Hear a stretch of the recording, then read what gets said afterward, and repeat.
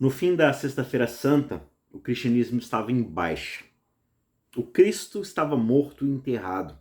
Seus seguidores estavam desanimados, dispersos, e isso deveria ter sido o fim de tudo. Só que, no entanto, num período de tempo muito curto, foi dito que o povo de Cristo estava virando o mundo de cabeça para baixo. Como é que aconteceu uma revolução tão extraordinária como essa em um período tão curto de tempo? E não foi através da espada, não foi através de maquinações políticas, nem mesmo através do ativismo das militâncias. O mundo foi virado de cabeça para baixo no primeiro século e continua a ser virado de cabeça para baixo até hoje, através da pregação de uma mensagem. Basta você olhar para o contexto dessa frase em Atos 17, onde Paulo e seus associados vão para a cidade grega de Tessalônica.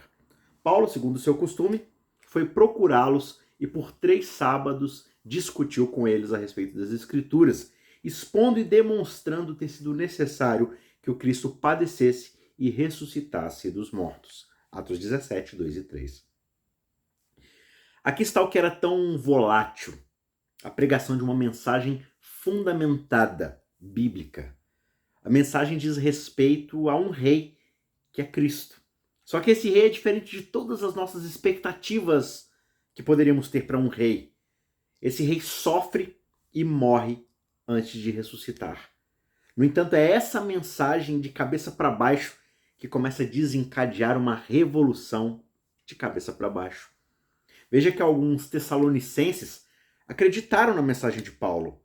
Os judeus que não acreditaram, movidos de inveja, como o texto diz, começaram a criar problemas para os apóstolos. E esse foi o relatório deles para os que estavam no poder. Estes que promovem tumulto em todo o mundo chegaram também aqui. Atos 17, verso 7. Talvez nós pensemos que seja contraintuitivo que uma mensagem possa virar o mundo de cabeça para baixo.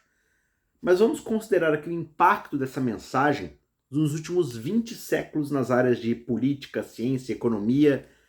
O evangelho do Cristo sofredor e ressuscitado fez toda a diferença.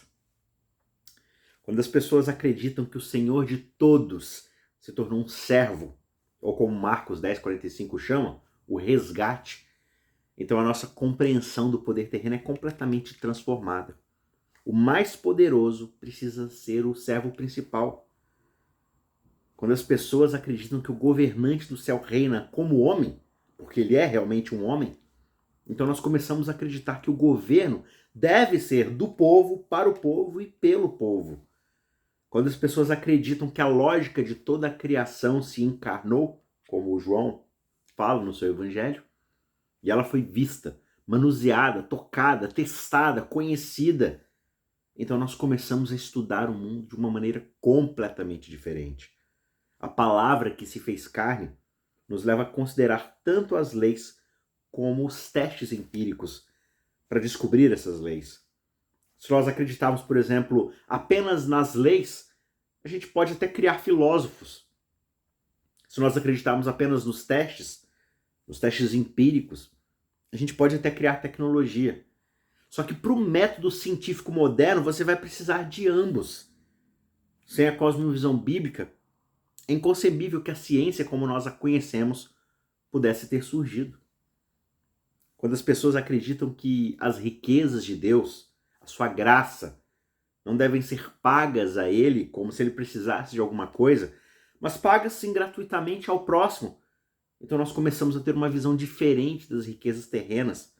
Nós somos libertos pela graça de Deus a simplesmente vivermos pelo acúmulo das nossas próprias posses, ou tentando exibir a nossa riqueza como uma forma de alcançar status perante os outros, de ser aceitos na sociedade, e a gente começa a reinvestir isso de fato nos interesses do reino.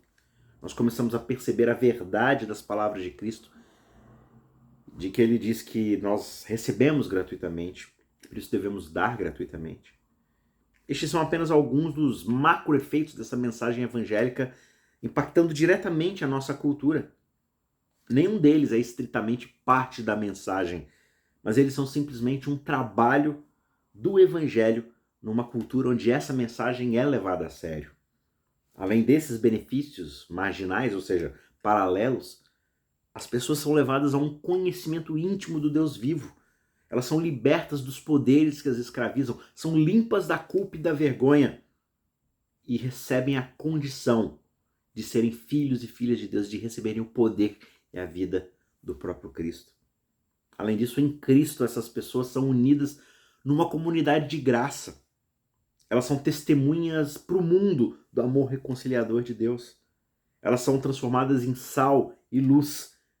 E o mundo não pode deixar de ser mudado. Só que o que é que muda o mundo?